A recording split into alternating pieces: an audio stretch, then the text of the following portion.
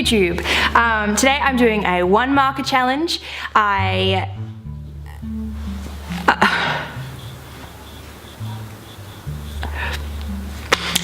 Today I'm doing a one marker challenge. I've seen heaps of people do them and I was interested to see what it'd be like, whether it's hard. I have tried a couple of times, but not with my Copic markers. So it'll be really interesting to see how difficult it is to do shading with the one marker. Considering I haven't used them much, people make it look so easy. So I guess let's give it a go. I have 5 different colours of Copic markers. When I bought them, I knew nothing about them, so don't judge my colour choice. I have V06, I have E21, C7, BG34, and Y35. I'm also going to be using a Col-Erase pencil, my Pentel pocket brush pen, and a white ballpoint pen as well.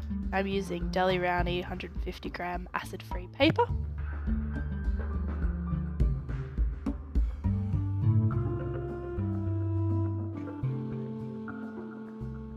And you can see that I've picked out Cool Grey number 7, C7 from the Copic range to do my drawing with, which probably was one of the ones I was hoping I wouldn't pick out because it is so dark and really hard to shade. I would have been happier with perhaps purple, but that's okay.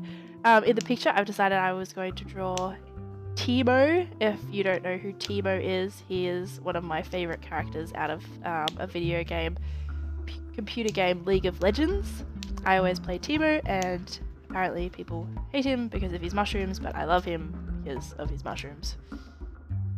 So I set down the entire thing in my Prismacolor Col-Erase pencils first so that I knew where I was going to put the colour, and then I outlined with the Copic marker and just set down some few block areas that I thought would work really well.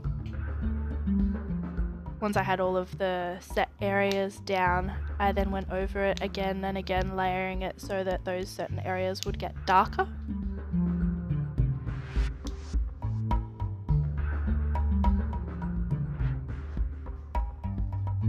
Because of the way that it was laid out, there were a few areas that I wanted darker next to already dark areas, so I just kept going over the outlines to try and make it a bit more separate. In the end, I went around it with my Pentel pocket brush pen to give it an outline so you could see the difference in the areas, and then I went through with my white ballpoint pen so that it popped out a little bit, which worked really well, especially around his face. So that was the result of my one marker challenge. I then decided that I think it needed more shading, but I couldn't do that with such a dark Copic marker. So I got a grey lead pencil. I think it was like a 5H pencil, I think. And I just start to colour in all of the areas that I wanted shaded a bit more, but my Copic was too dark to shade.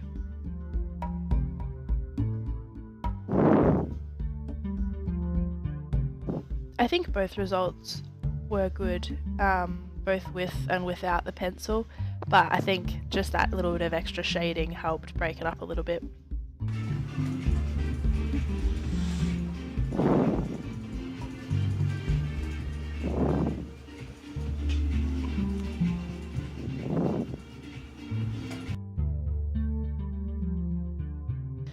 Then I decided that I wanted to try it again because I haven't really had much practice using the Copics, and I thought, why not? We'll do another one marker challenge, and I chose the purple.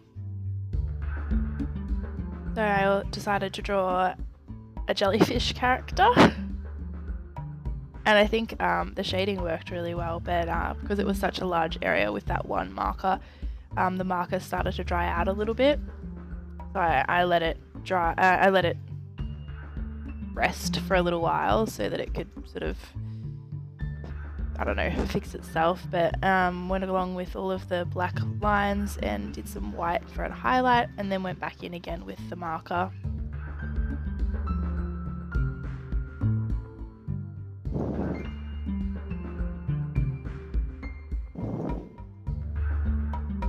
I don't know whether it's just my Copic markers, but I find that the ones that I do have don't like doing large areas.